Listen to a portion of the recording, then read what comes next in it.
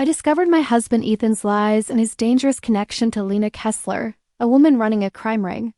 Fearing for my son Aiden, I ran with him. In the end, Lena was arrested, Ethan survived, and I finally began a new life, free and determined to protect us. Before we begin, don't forget to subscribe. Get ready for real emotional and thrilling stories from Black adults that will keep you hooked till the end. I used to believe my life was ordinary in the best possible way. Our home sat on a quiet tree-lined street in Portland, Oregon, the kind of suburban neighborhood where golden retrievers nap on front lawns and kids ride bikes in lazy circles after school. My husband, Ethan Parker, worked as a financial consultant at a mid-sized tech firm downtown. I was a part-time graphic designer while worked from home most of the time. And our 7-year-old son, Aiden, was the kind of boy whose curiosity made you feel warm, wide-eyed. Gentle and too honest for his own good. That night, everything changed. It was a chilly Friday evening in October. The kind where the wind whistles through cracks in the windows and the first leaves of fall scrape along the driveway. I had just finished microwaving leftovers when the timer beeped. The sound startled me enough that I dropped the dish towel I was holding. I bent to pick it up just as Aiden padded into the kitchen wearing his dinosaur pajamas, rubbing sleep from his eyes. "Mom?" he whispered, tugging on the hem of my sweater. I smiled, brushing his hair back. "Hey, buddy. You want a snack?" His lips parted like he was about to say something simple and childlike. Instead, he leaned forward, cupped his tiny hand around my ear, and breathed words that froze the blood in my veins. "Mommy, Daddy has a girlfriend, and she said she's gonna take all your money." For a moment, everything inside me turned silent, like the entire house inhaled sharply and held its breath. I stared at him, thinking maybe he'd misunderstood something on TV or overheard kids talking nonsense at school. "Sweetheart," I said gently, "where did you hear that?" His lower lip trembled. His little hands twisted the sleeve of his pajama top. "I heard Daddy talking on the phone. He didn't see me. He was in his office and he said he'd meet her tomorrow, and she asked him about some papers. He swallowed. She said, once you sign the access forms." "We're set." My heart thudded painfully against my ribs. Access forms. That wasn't the kind of phrase kids invented. I knelt in front of him, trying to keep my voice steady. "Aiden, what did she sound like?" "A grown-up. Not old. Kind of loud." He looked down at his socks. "She laughed at Daddy, like a mean laugh." Something inside me cracked, not loudly, but quietly, like a hairline fracture you don't feel until it spreads. I hugged him tightly, murmuring, "You did the right thing telling me." He nodded into my shoulder, relieved. But I wasn't relieved. I was terrified when I finally tucked him into bed. My mind spiraled with images, Ethan's late nights. The way he always turned his phone upside down when it buzzed. The increasingly vague explanations about client meetings. I had brushed these off as simple stress. Everyone in Portland complained about long hours in the tech and finance sectors, but no. I wasn't sure. When I walked back into the living room, my hands were trembling. Not dramatically, just enough that I noticed. I sank into the couch and stared at the wall. The shadows from the porch light dancing across the hardwood floor at 10:47 p.m. Ethan came home. The front door clicked open, and he stepped in, shaking off his coat. He smelled faintly of cold wind and something sharper, maybe cologne he rarely wore. He flashed me a quick smile, the kind that used to make my chest flutter years ago but now felt like it was pasted on. "Hey, Anna," he said, hanging his keys on the hook. "You're up late." I studied him, trying not to appear suspicious. "Couldn't sleep." He loosened his tie. "Rough night." "You could say that." He didn't notice the tension in my voice or pretended not to. He kissed my forehead, muttered something about being exhausted, then walked down the hall toward our bedroom as soon as he turned away. Something fell out of his coat pocket and hit the floor with a soft thud. Folded receipt. I waited until he disappeared down the hall, then slowly reached down and picked it up. It wasn't from a grocery store. It wasn't from gas. It wasn't from anywhere recognized. It was a parking stub from the Avalon Hotel. Timestamp 2:13 a.m. 2 nights ago. My throat tightened. Ethan hadn't been home 2 nights ago until dawn. He'd claimed a system outage at work, but the Avalon Hotel wasn't anywhere. Near his office sat with the stub pressed between my fingers, I walked quietly into the kitchen, flipped on the stove light, and read it again. My hand shook harder this time. Aiden wasn't lying. Something was happening, and I had just taken my first step into a truth I wasn't ready to face. Asterisk, the rest of that night blurred into a sleepless haze. I sat at the kitchen table with the Avalon Hotel parking stub in front of me, my laptop open, coffee growing cold beside it. My mind ran in circles. Why would Ethan be there at 2 a.m.? And who was this girlfriend Aiden had whispered about? Portland was usually quiet at night, but now every creak of the house made my heart jump. I kept glancing at the clock. The numbers seemed accusatory: 1:03 a.m., 1:17 a.m., 1:42 a.m. I kept remembering Aiden's wide, innocent eyes and the way he had clutched my sweater. He had seen something. Or heard it. And somehow, a 7-year-old had exposed a secret I hadn't even suspected. I didn't know where to start. I couldn't confront Ethan immediately. He would see through my anxiety, and then he'd know I was onto him. I needed evidence, proof, something concrete. The first step, I decided, was to retrace Ethan's recent movements. I opened my phone and checked our shared calendar, hoping for a clue. On Thursday evening, there was a meeting listed. Client call, 9:30 p.m. Odd. Ethan usually had calls during work hours, not late at night. Then I remembered our home office is near the living room. Could he have been hiding his phone or computer? I quietly crept toward the office, careful not to wake Aiden in his room. Ethan's laptop sat on his desk, locked with a password. I knew he wouldn't leave it logged in for me, but the device was connected to the home Wi-Fi network. Maybe, just maybe, some notifications had already popped up on the router or cloud backup. I sat there, my mind racing. My hands hovered over the keyboard. I wasn't a hacker, but I knew enough to check email headers and backup files. The first thing I found was a PDF attachment in an email he had supposedly sent to HR late that evening. The subject line read, "Access forms, confidential." My stomach dropped. Opening it carefully, I saw a series of scanned documents, signatures, dates, and what appeared to be a power of attorney form giving temporary access to some accounts. But the name on the form wasn't mine or Ethan's. It was someone else entirely. Lena Kessler. I froze.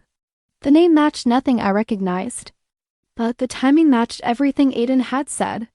My pulse thundered in my ears. This wasn't just a late-night fling. This was deliberate. I took a deep breath and tried to piece it together. Ethan had been slipping away at night. He'd met someone at a hotel. That someone was now legally connected to our accounts. I felt my chest tighten as panic and disbelief collided. The next morning, I tried to act normal. Aiden was cheerful as ever, and I forced myself to smile during breakfast. "How's school today, buddy?" I asked, pouring cereal into his bowl. "Good," he mumbled. But then he leaned across the table and whispered, "Mom. She called Daddy last night." I heard her say, "Make sure it's done." That was it. My worst fears confirmed. Aiden wasn't imagining things. I decided I needed a plan. If Ethan were involved with someone trying to gain access to our accounts, I couldn't confront him yet. I had to investigate quietly. I called our bank under the guise of asking about recent transactions and checked for anything unusual. A few transfers were marked pending or review, but nothing had been completed yet. There was still time. Then I remembered Ethan's habit of tossing receipts in his coat pockets. I searched through his outerwear, pulling out everyday items until my hand brushed against something crumpled at the bottom of his jacket. Another parking stub, this one from Avalon Hotel, 3:17 a.m., dated 2 nights later. My heart sank. He wasn't meeting someone once this was ongoing. I considered confronting him, but I couldn't risk it.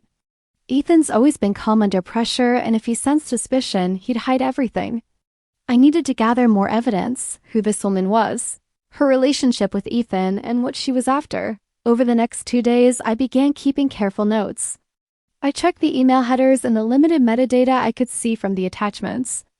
Lena Kessler's email came from a private domain, not a corporate address. My gut told me she wasn't a professional consultant.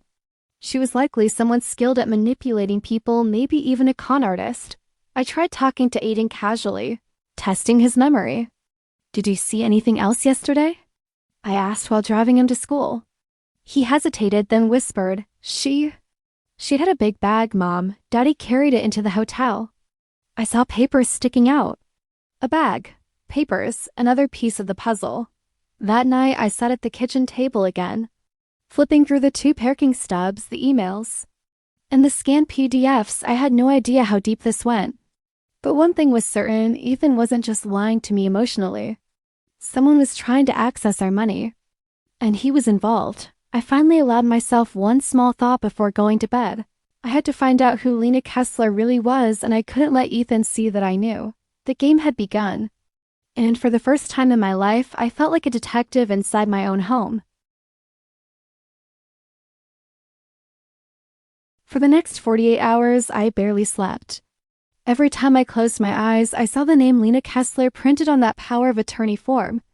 It felt like ink that had bled into the edges of my life, staining everything I thought I knew. On Monday morning, after Ethan left for work and Aiden climbed onto the school bus with his superhero backpack bouncing behind him, I sat at the dining table with my laptop open. Sunlight filtered through the blinds in long, pale stripes. The house was quiet, unnervingly quiet. It was the perfect time to dig deeper. I typed Lena Kessler Portland into a search bar. Nothing. No LinkedIn. No Facebook. No professional listings. No trace in local business directories. It was like the name didn't exist. Either she'd scrubbed her online footprint, or it was a fake identity. I tried another search.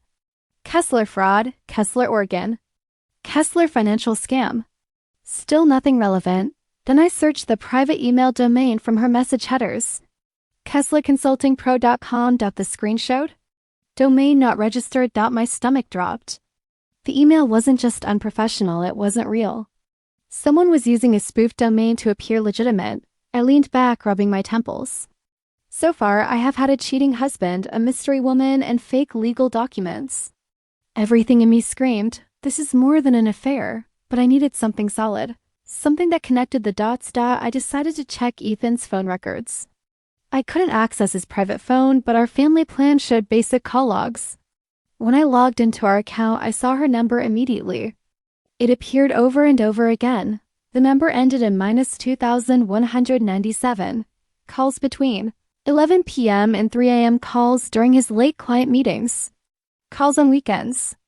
Even when he said he was picking up extra hours. My skin prickled. It dialed the number with shaking fingers. Not expecting an answer. It rang twice. Then a woman's voice picked up smooth, confident, and edged with something sharp. Hello? I didn't speak. My heart hammered. I held my breath. She didn't say hello? Again, instead she said, Ethan? If you're calling from another line, you know what this means. Don't mess with me. I hung up so fast my finger slipped on the screen. The voice wasn't a casual fling. It wasn't me on who's to control. Someone who expected obedience. As panic tightened in my chest, I heard the front door unlock. My breath caught. Ethan wasn't supposed to be home for hours.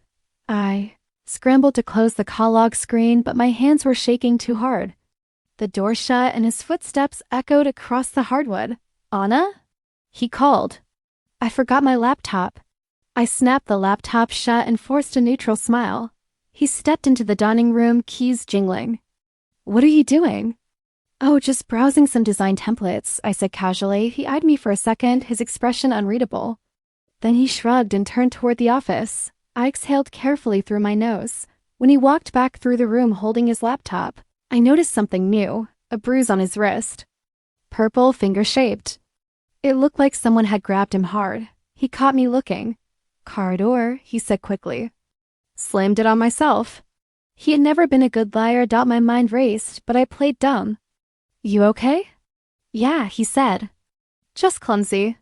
He leaned down to kiss me, and I forced myself not to flinch. When the door finally shut behind him and his car pulled away, I collapsed into the chair, letting the tension drain from my body. I needed help. I couldn't do this alone. That afternoon, after picking up Aiden from school, I drove to a cafe downtown.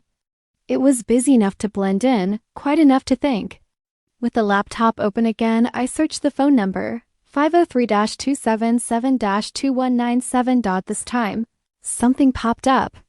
Not a name and address, a rundown apartment complex in Gresham on the far east edge of Portland.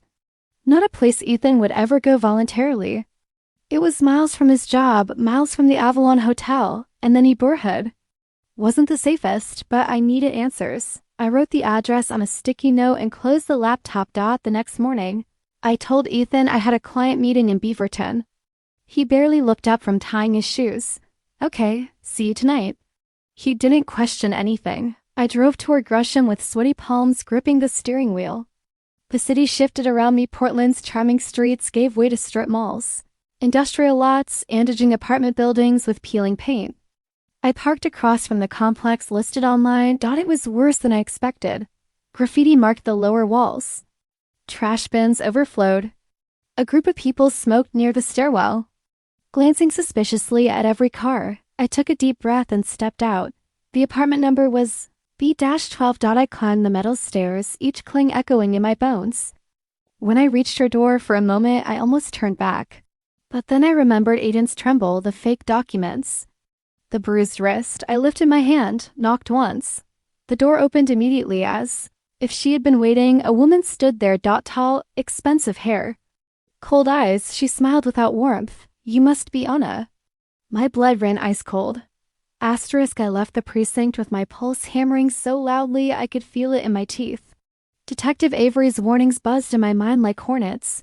Ethan is not just cheating. He's connected to people who manipulate, recruit, and destroy. I drove in circles for almost an hour. Not ready to go home, not ready to face Aiden's questions again. Not ready to face the truth that had been crawling toward me for weeks, but I kept thinking of the photos Avery showed me. Ethan stepping into a black SUV. Ethan in a bar. Ethan smiling at a woman with long caramel hair and a smooth movie star face. Lena Kessler. Not Mara Hole as Avery initially suspected. A name I had never heard until today. A name that was now ruining everything. Eventually, something inside me snapped. A quiet voice that rose above the chaos and spoke with terrifying clarity. You need to see her. You need to see the woman he's risking everything for. Before I could talk myself out of it, I typed Lena Kessler's address into my GPS information. Avery had slid across the table when she realized Lena was real. Not some hypothetical recruiter. The more I drove, the more the neighborhood shifted from busy city streets to quiet suburban cul-de-sacs with neatly trimmed lawns and carefully styled homes. Places where people pretended nothing ugly ever happened. Her house was at the end of a street lined with red maples, their branches arching overhead like a tunnel.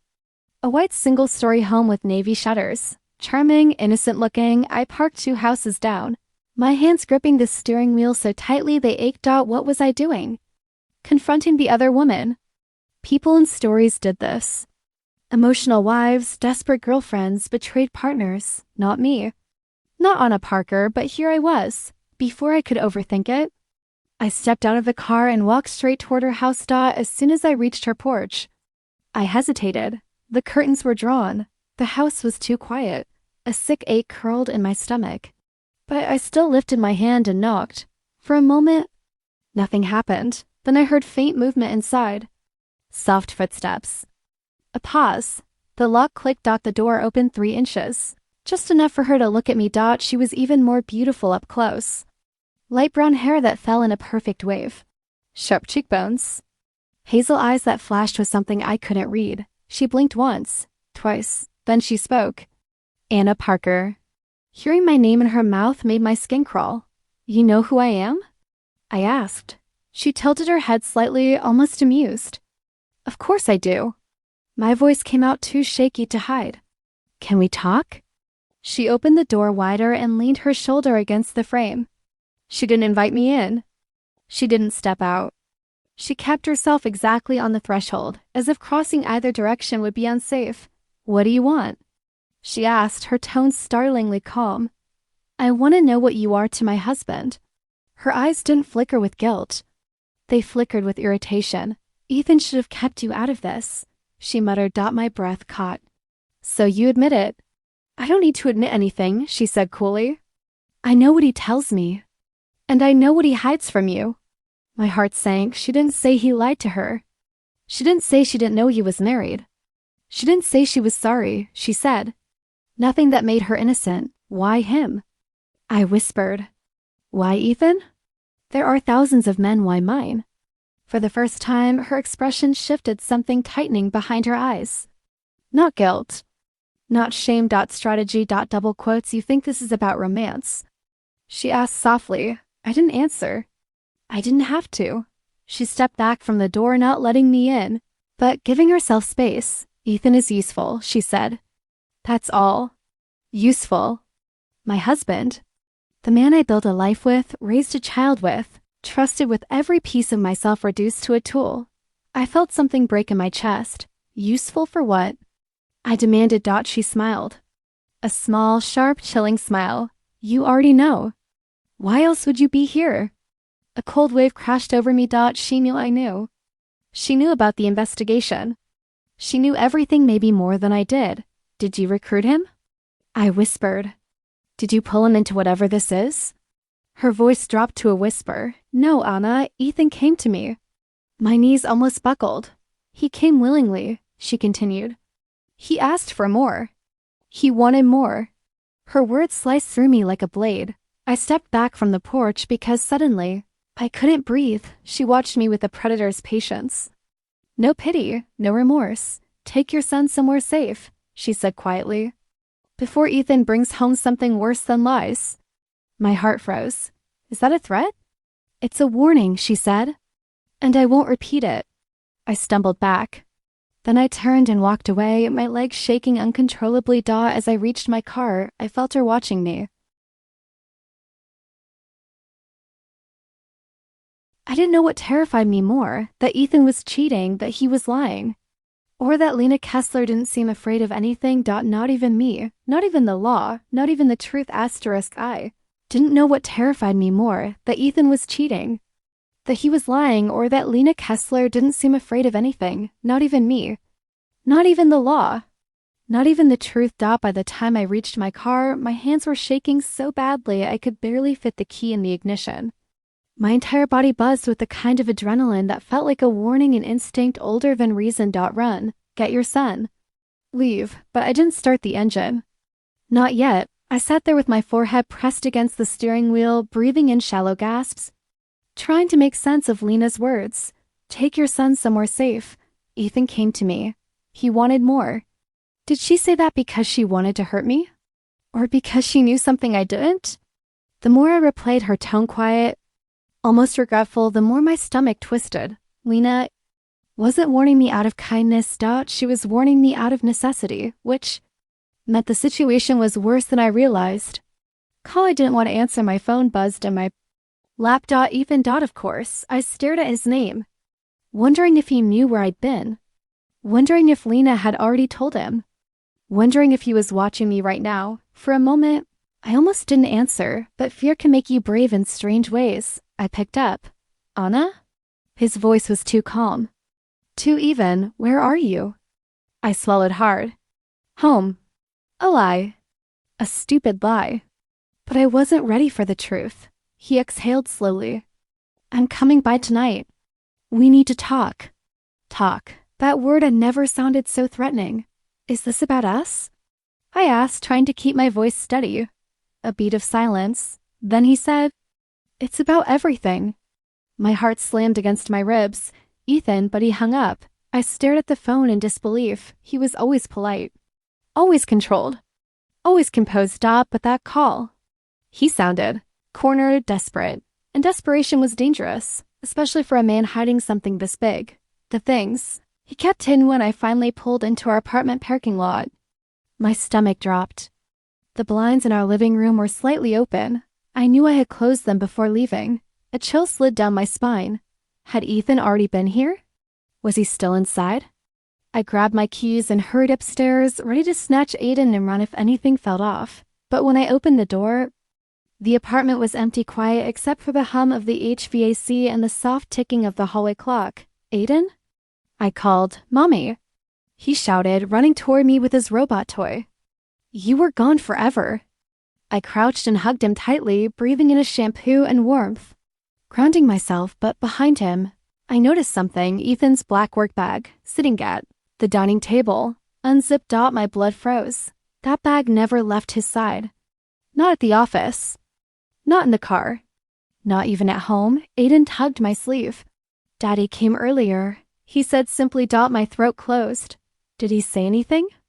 Aiden nodded. He said to stay inside. And he told me you need to listen to him. A cold, slick fear spread through me. Ethan was preparing for something. Controlling the environment. Setting the stage, I pulled Aiden close. Sweetheart, go pack your overnight bag. We're going to stay at Grandma's tonight. But Daddy said. I know, I whispered, forcing a smile. But Mommy is saying something different. He nodded and ran to his room. I walked to the dining table and stared at Ethan's bag like it was a bomb. Inside were a burner phone, 2 envelopes of cash, a folded map with 2 routes highlighted, a flash drive identical to the one I gave Detective Avery, and a small notebook filled with numbers, not random numbers. Account numbers, foreign accounts, my breath hitched. Ethan wasn't just helping a crime ring.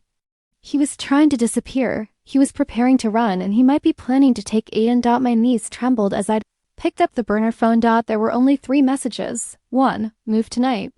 No delays. 2, Kessler will cover the withdrawal. 3, take the boy. Insurance. Insurance. Aiden. A scream rose in my throat, but I swallowed it down before it could escape. I couldn't fall apart. Not now. Not when my son's life depended on me staying upright. I shoved the items back into the bag and zipped it shut. Then I grabbed my phone. Andy yelled Detective Avery. She picked up on the second ring. Anna? He's running, I whispered. Ethan is planning to run tonight. And he's planning to take Aiden. The silence on our end was sharp as glass. Anna, listen to me carefully, Avery said.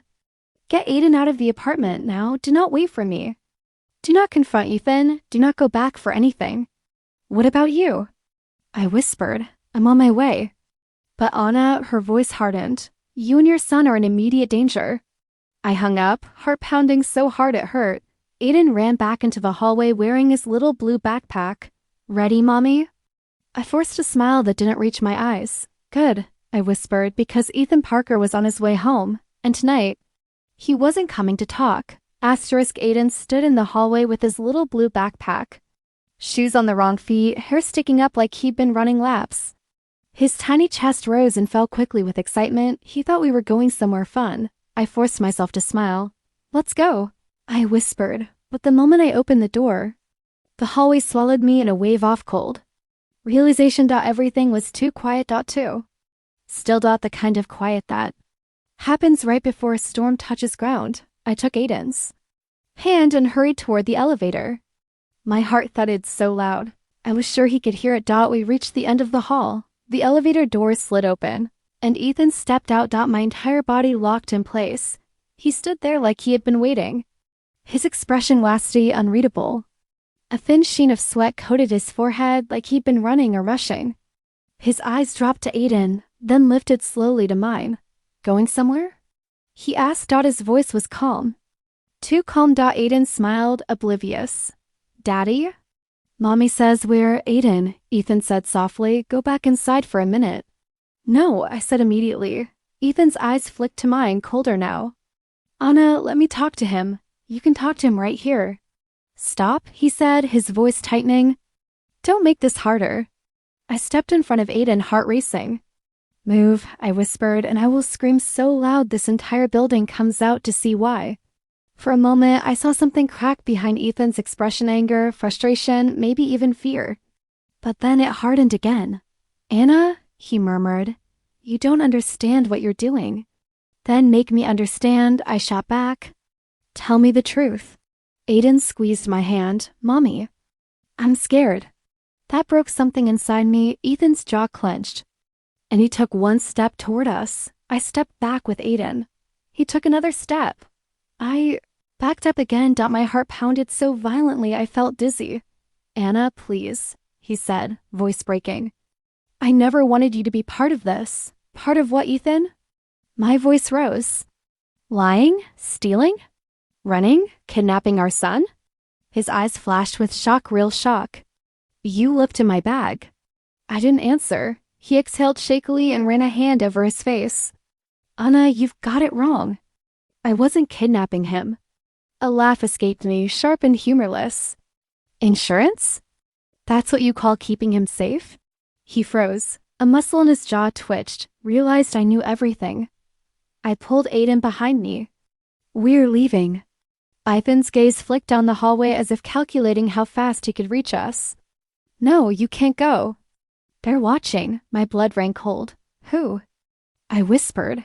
He stepped closer, lowering his voice. Lena has people around the building. If you walk out that door, Anna, they'll follow you. I swallowed hard. Why? Because, he said quietly, your leverage. The walls seemed to tilt around me. Aiden tugged my sleeve. Mommy, what's happening? I didn't look away from Ethan. His eyes were apologetic, terrified, and trapped all at once. Please, Ethan whispered. Just go back inside. Let me fix this before they... A sharp buzz echoed from his phone. He looked down. His face drained off color. No. He breathed. Not now. Before I could speak, a black SUV screeched to a stop outside the building. The sound echoed through the hall like a warning bell. Ethan's head snapped toward the window. He grabbed my arm, not violently, but urgently. Anna, you need to trust me. You need to go back inside. Right now. I jerked away from him. I trusted you for 10 years. Look where it got us. He opened his mouth to respond, but the stairwell door burst open. 2 men stepped out. Hard eyes. Dark jackets. The kind of men who didn't hesitate. Aiden gasped, clutching my leg. Ethan moved in front of us. Get back, he ordered them. One smirked. We're not here for you, Parker. My stomach lurched. They were here for me. Ethan's voice dropped. She knows nothing. That's not what Lena said. Panic exploded in my chest. The men started walking toward us. Ethan turned his head just enough to whisper, Run. What? I breathed. Take Aiden, he said desperately. Run now? But you, go. That was all I needed. I grabbed Aiden's hand and sprinted down the hall toward the emergency exit. Behind me, I heard shouting Ethan, the men, a struggle, something crashing into the wall. Aiden stumbled, crying, Mommy, Mommy. We're okay, I panted. Keep running. I shoved open the door and bolted down the concrete stairwell. Aiden bouncing in my arms as I carried him on the second floor landing. My phone buzzed. Detective Avery. I'm outside. Do not go to the parking lot. Exit through the back. I ran down another flight. Through another hallway. Toward the back exit. The whole time, my mind replayed Ethan's voice. Your leverage. They're watching. Run. When I finally shoved open the service door and saw Avery's car skid into the alley. Relief flooded me so fast my knees buckled. Avery jumped out. Anna, get in. I threw Aiden into the back seat and climbed in after him. As soon as my door slammed shut, she hit the gas. The last thing I saw as we sped away was the side of my building and Ethan. Standing in the doorway, blood on his cheek. Looking at me like he didn't know if he'd ever see us again. Avery took the first sharp turn so fast the tires squealed, but I didn't care. I was too focused on Aiden's tiny hands gripping my shirt, his breath coming in panicked bursts against my collarbone. I kept whispering, It's okay, baby. I've got you. I've got you. Even though everything inside me felt like it was tearing apart, the city lights blurred past as we flew onto the highway, heading north away from the apartment. Away from Ethan, away from whatever hell we had just escaped. Avery kept glancing into the rearview mirror. You sure he called them? She asked quietly. I nodded. 5 minutes before you got there. Someone was pounding on my door. It wasn't him. Avery's jaw tightened. Good, then we're doing the right thing, but my chest still felt like someone was squeezing it until it cracked out because the last thing I saw wasn't the men in the hallway. It was Ethan, bleeding, desperate, looking at me like he didn't know if he'd ever see us again. We drove for 2 hours past the city, past the suburbs, past the long stretches of farmland that made up the outer edge of Illinois. Finally, Avery pulled into a dimly lit truck stop lot and turned off the engine. We'll switch cars here, she said. I blinked at her. What do you mean, switch cars? She motioned behind us. The FBI's been following the case unofficially for 2 weeks. Agent Ruiz is meeting us. She's clean. Someone in my department wasn't. A chill ran through me. So we can't go to a police station, I whispered. No, Avery said. We can't. Before I could say more, a black SUV rolled up beside us. The window lowered, revealing a woman in her 40s, sharp eyes, dark hair, badge clipped to her jacket. Anna Parker? She asked gently. I nodded. I'm Special Agent Maya Ruiz. You're safe now. Both of you. Safe? The word almost made me cry. She turned serious. But we need to move now. Inside the SUV, Ruiz handed me a blanket for Aiden, who had finally fallen asleep against my chest. We've been watching Lena Kessler and her accounts for months, she said. But Ethan's connection to her, that blew the investigation wide open. We had no idea she was using him the way she was. My stomach twisted. So he really was caught in it? Ruiz nodded slowly. Your husband was manipulated, yes. But he also made choices. Bad ones. He moved money for her. He knew what it was. And last night, he tried to turn on her. That's why he called you. Because he wanted to protect us, I whispered. Ruiz's voice softened. Yes, and because he knew she wouldn't let him walk away. I stared out the window, heart aching, brain spinning. Is he? I swallowed. Is he safe? Ruiz exchanged a look with Avery. It wasn't a good one. We're working on it, she said carefully, which meant no, which meant he was still in danger. Aiden stirred, laying his warm cheek against my arm, unaware of the world collapsing around him. I pulled him closer. Where are we going? I asked. A safe location outside Springfield, Ruiz replied. You'll stay there until we secure everyone involved, including Lena. The name made my breath hitch, because no matter how far we drove, Lena Kessler felt like a shadow glued to my spine. Dawn was bleeding across the sky by the time we reached a small government safe house tucked behind a set of abandoned barns. Ruiz unlocked the door and stepped inside first, checking corners like that practiced agent she was. It's clear, she said. I walked in with Aiden asleep in my arms. The living room smelled like dust and pine cleaner, the furniture old but sturdy. There was a tiny kitchen, 2 small bedrooms, a bathroom. And nothing else. No pictures, no personal items, no past. Just a place to breathe. As I lay Aiden in the bed, tucking the blanket around him, Ruiz touched my shoulder. Anna? There's something else. My blood froze. The men who came to your apartment last night, they weren't police. I closed my eyes. I already knew that. They were working for Lena, Ruiz continued. And she's not just running financial scams. She's been operating a full criminal network across 3 states. Money laundering, identity fraud, blackmail. I opened my eyes, throat tight. And Ethan? He was helping her without realizing how deep it went. When he tried to pull out, she marked him as a threat. I felt the room tilt. Is she looking for us now? I whispered. Ruiz didn't hesitate. Yes, my knees nearly buckled, but I steadied myself on the bed frame. Aiden's soft breathing filled the small space. Everything I loved was in this room. Ruiz stepped closer, her voice steady. But she won't find you. And we will take her down. I swallowed hard. And Ethan? Ruiz sighed. We'll do everything we can. I nodded, even though it hurt. Even though part of me still loved him. Even though part of me hated him, but when I looked at my son, my choice became simple: protect him. Protect us. No matter what. That night, as I sat beside the bed watching Aiden sleep, I whispered to the quiet room, I'm done being afraid. Lena. Kessler taken enough from me. Ethan's mistakes had cost enough. This was where the story changed. Where the fear ended. Where the fight began, because I wasn't running anymore. I was surviving. And tomorrow I'd start deciding what kind of future I wanted for me, son, and me, whatever came next. I was done being the woman who didn't know the truth. I was the woman who walked out of the fire with her child in her arms, and I wasn't going back. I didn't sleep the first night in the safe house. Not really. Every time I closed my eyes, I saw Ethan standing in our apartment doorway, blood streaking down his cheek, looking at me like he was already fading. By the second night, the silence felt heavier than fear. Avery stayed with us. Agent Ruiz came and went. Phones were locked up. Windows stayed covered.